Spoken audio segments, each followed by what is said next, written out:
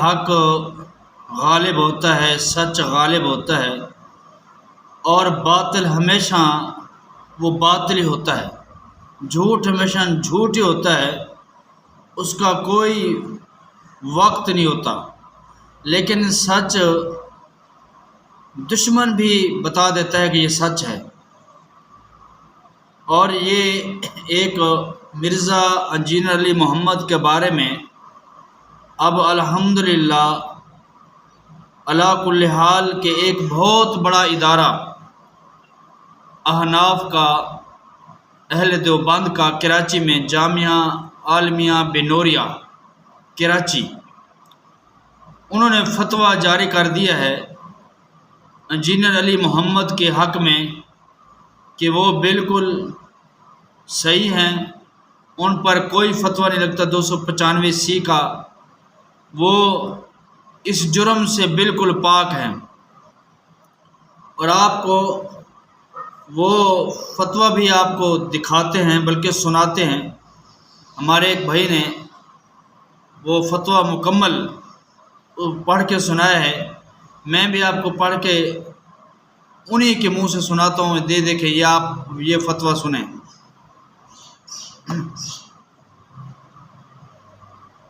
609 میں آیا ہے کہ رسول اللہ صلی اللہ تعالیٰ علیہ وسلم نے جھوٹی نبوت کا دعویٰ کرنے والے کے لیے دجال کا لفظ استعمال فرمایا۔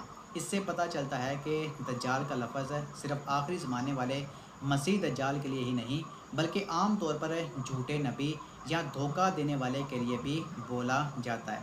اب عیسائی لوگ نبی اکرم صلی اللہ تعالیٰ علیہ وسلم کو نعوذ باللہ استغفر اللہ سچا نبی نہیں مانتے اور فالس پروفٹ یعنی جھوٹا نبی کہتے ہیں، معاذ اللہ۔ اگر ہم لغوی معنی دیکھیں تو دجال کا مطلب بھی جھوٹا یا فریب دینے والا ہے۔ تو کیا یہ کہا جا سکتا ہے کہ عیسائی حضرات نبی صلی اللہ علیہ وسلم کو معاذ اللہ دجال سمجھتے ہیں؟ یہاں مراد یہ نہیں ہے کہ وہ آپ وسلم کو مسیح دجال مانتے ہیں، نعوذ باللہ استغفر اللہ، جو قیامت سے پہلے نکلے گا، بلکہ صرف لغوی طور پر کہ جیسے وہ جھوٹا اور دھوکہ دینے والا کہتے ہیں۔ اب میرا سوال یہ ہے کہ شریعت کے اعتبار سے اس بات کا کیا حکم ہے؟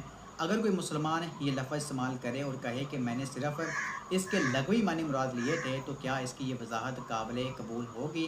اور کیا ایسے شخص کو گستاخ رسول صلی اللہ علیہ وسلم کہا جا سکتا ہے یا پھر نہیں؟ اب یہ سوال جب اس بات سے کیا گیا تو اب آپ اس کا جواب سنیں۔ واضح ہو کہ لفظ دجال دجل سے مشتق ہے اور لغت میں اگرچہ استعمال جھوٹے اور مولمہ ساز کے لیے ہوتا ہے، تاہم ہمارے عرف میں دجال کے لفظ کا استعمال لغوی معنی کی بجائے ایک مخصوص شخصیت مسیح دجال کے لیے اس کا استعمال عام اور رائج ہے۔ لہٰذا عیسائی مذہب کا سہارا لے کر ایک مزعومہ تصور کی بنیاد پر نبی کریم صلی اللہ علیہ وسلم کے لیے دجال کا لفظ استعمال کرنا مسلمانوں کی دل آزاری اور اشتعال انگیزی پر مبنی ہونے کی وجہ سے قطعاً درست نہیں۔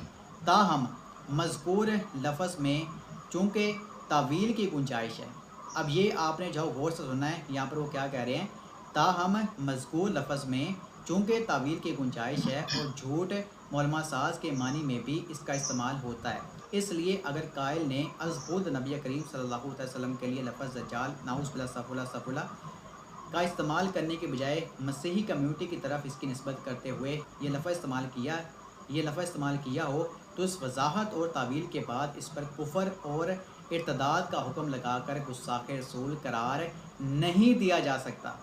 تاہم آئندہ کے لیے اشتعال انگیزی اور فتنے کے اندیشے کی وجہ سے ایسی یہ آپ نے مکمل فتویٰ سن لیا ہے۔